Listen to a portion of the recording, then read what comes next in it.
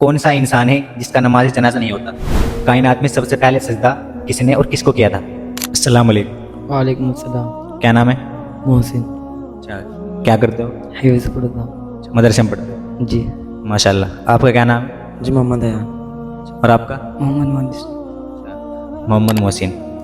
تمہارا نام محسن ہے؟ جی۔ اچھا محسن بھائی، یہ بتاؤ کائنات میں سب سے پہلے سجدہ کس نے اور کس کو کیا تھا؟ کائنات میں، زمین و آسمان میں سب سے پہلے سجدہ کس نے کس کو کیا تھا؟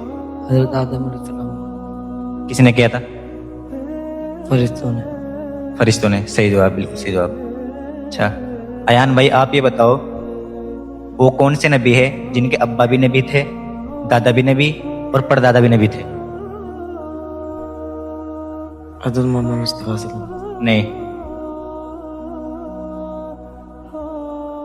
داؤد علیہ السلام۔ نہیں، دادو علیہ السلام بھی نہیں۔ آپ کو معلوم ہے جی۔ کون ہے؟ حضرت یوسف علیہ السلام۔ حضرت یوسف علیہ السلام۔ حضرت یوسف علیہ السلام ایک ایسے نبی ہے جن کا ابا بھی نبی، دادا بھی نبی اور پردادا بھی نبی تھے۔ صحیح جواب۔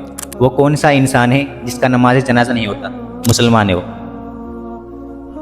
ہوتا مسلمان ہی ہے لیکن نماز جنازہ نہیں ہوتا اس کا۔ کافی۔ نہیں، کافر نہیں، مسلمان ہے وہ۔